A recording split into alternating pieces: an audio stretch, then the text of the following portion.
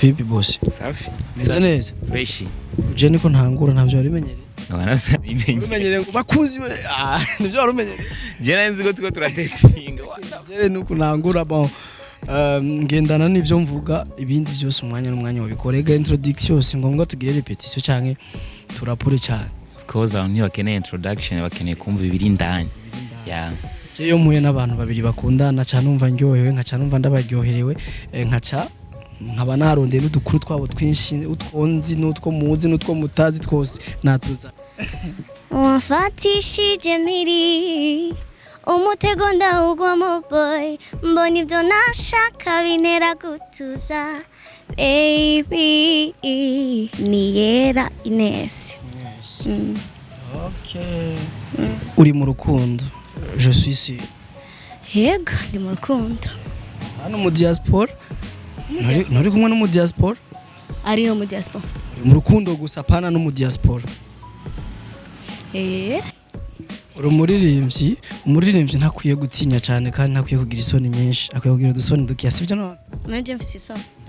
Ndiko ndabaza ntaje. Gazi nabakoze. Sawa okay. Ngoma ndagusaba ikintu kimwe undyohereje ariko kumbushora no kuryohera abakunzi bacu. Mfashe ungwire mu ndo y'umuntu.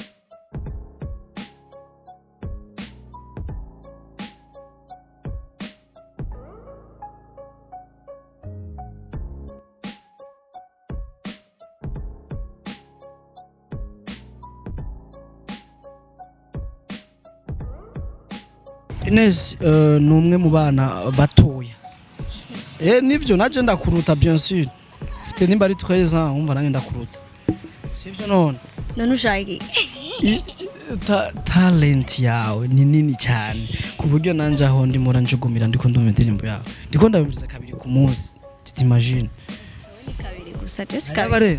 Je mora ndenze. Kuri irya ndirimbo. Umva urayikunda kuburyo urenza kabiri ku munsi kwiyumviriza. Yego. Wayikundishijwe nuko waririmbanye n'umuntu wawe cyangwa nuko nyene imeze neza? Nayikunze kora nayikoze neza kandi iryoshe cyane. Video wavyitwayemo bien. Kuba mwaraduhishije ko mukundanye tuza kubimenya biciye mu bikorwa no mu bindi byinshi. Kubera iki mwateguye uko ni strategy nyabaki mwashatse gushika kuki? Twaraguhishije. None twari tubije ntavyo nari. None tubibabwiye hama muca mugira iki? Tuza turazishira ku masters ngo nice couple. Wewe ndakuba ntundekiza hari aba ndukizino uranyirukanye maze nimba ndiko ndafata iminsi ibiri muma numviriza irya ndirimbo ndiko ndajya mba ndiko ndayumviriza akagasherika akahe akiwawe nyene kajya nyene kari ku mutima wawe tukamfise twinshi mama sister kusi bose yeah ko ari benshi yego sawa yego uje sinibeshe mvugishwe mfise benshi yego ariko nawe ufise benshi jewe kubera iki none ntobagira ufite benshi nyene yego canke we none ushaka iki menye ko ufite benshi hama bimenye neje sinivuze bikasha tizo Yeah. ibintu bitatu washimiye Ines n'ivyaha Umukobwa ari strong, umukobwa afise vision, kandi ari talented. Ibyo wamusavye Ines byose yarabigukoreye. Yeah, yarabikoze fresh. Nakimwe atakoze. Nothing. Yabikoze neza. Fresh. Ugiye kumusaba iki vuba inde wibagiye. Icyo ndamusaba gusa no kudahinduka gume kujya nyene uko ari arabizi. Agumana agatima keza. Yeah, kujya nyene. Akakaje. Nagakea. Birashaka kuririmbira cyane nko mwijoro nko muravugana kuri phone. Ndana yumusaba kenshi tu arandirimbira. Yego. Arabikora. Bashaka musubire mu nyongere hama ngira ico mvuze kuri irya ndirimbo no kuri nyongera bazi gato.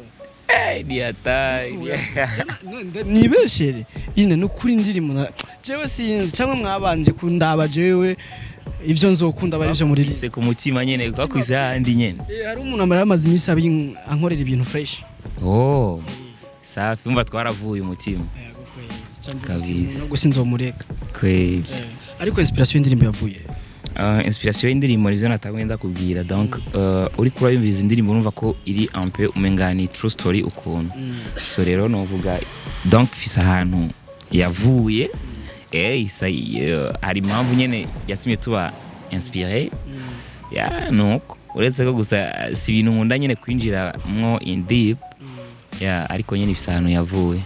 Ukuntu mwakora akantu pum yambaye kiboro cero ukuntu wamengo nyene ni kimariage uzingine ndayikunda clip ndayikunda sana kuiraba ingine yarameze mtoto alikuwa romantique alikuwa kwa bien sana alikuwa amependeza so fresh kabisa sauti kake sasa kweli arazo jewe kuyijiko ndamugereranya na Vivian uramubona Wema Sepetu ngo ni muto yawiwe okay si ushobora ariko ubibona ugasanga undi nawe ashobora kumugereranya swati na Celindi undi nawe akamugereranya so umva umuntu wese afise ingene abona ibintu kandi ni vyiza cyane gose ine nta kimwe mufana na Wema Sepetu nana kim kweli tuje twara ni mugufi nawe ni muremure aramubona none ninda tamu bajya barikuza ku mafoto shida urakunda Kiswahili none nocangirike nicuko nakurushya Kirundi oya Kirundi ndagikunda nkunda gusabye aga service niho kankorera aga service nyabaki birapana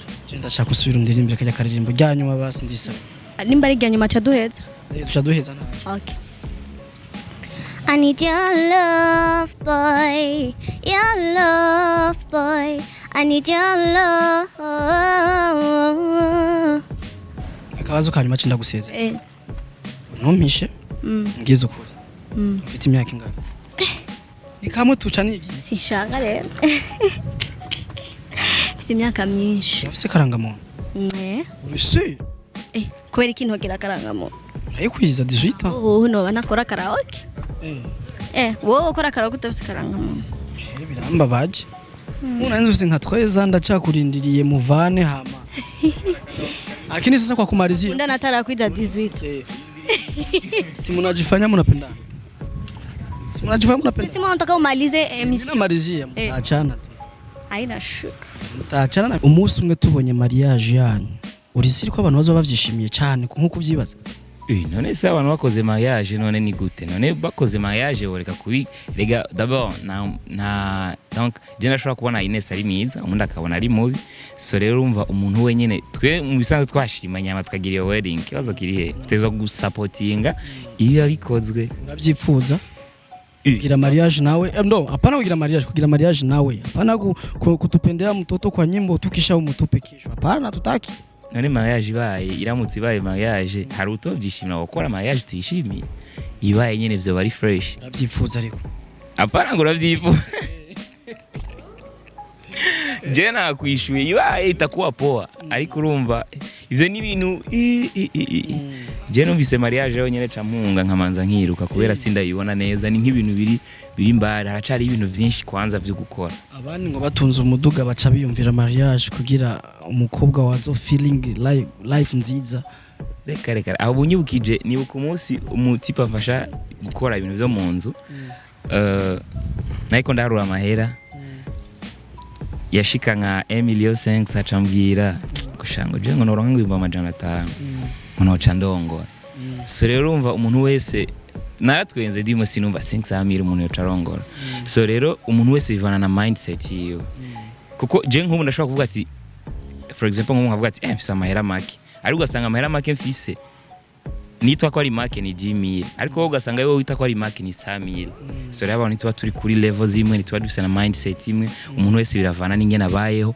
nawe yifuza gushika bro ndamwemera sana yarabonye igikogwa hamarandondera so ivyo nini bikora aba journaliste bake kuko benshi babarindiye kugenda ukamuraba ukamurondera sije bitu bingi so ubonye umuntu rero abonye igikogwa ciza edo nta nubwo cari bwanasohoke coming soon gusa ubonye rero umuntu ashobora kubona igikogwa ko ari ciza amakifuza kugira intererano yoshiramo kugira ngo gishike kure cyane uwo muntu vraiment aba ari umuntu afise vision aba ari umuntu afise ahantu yifuza gushikana umuziki wacu so ndagushimiye cyane gose ndagushimiye cyane popo bizera neza kandi ko tuzobana nyaguhurira muri byinshi ibyacu byose bizotera imbere kabisa na cyane iterambere ryanje nuko abandi babanza bagatera imbere naje nkashiki kweli sha ndifuza umunsi umwe kubona ngabishe neti sikera sikera cyane nyemere ivuba nje navuze gusa sikera je nivugira uko gusa kuvuga byinshi mwavyumvise mwenda bazi murabika ibintu bitakara kuri YouTube nubwo nzoba napfuzo tumuye umubebe nzoba nasi uzorinda upfa ntuzopfa urahari kandi nakubwiye si kera netse ko turakora se ndarindiriye akamesaje ndarindiriye akamesaje kambwira ati andi njo tufanye banyibutsa na muzore munyibutsa kiganiro nzoguma ndaguha link mu ndwi unanitumia safi ushimire cyane Tizo nanje ndabashimiye cyane ndabashimiye namwe mwabashije kudukurikirana turazi ko muri abantu bacu twari kumwe na couple itovye iriye hit Titanic ariko kandi ngo ndakubwira akantu kamwe basi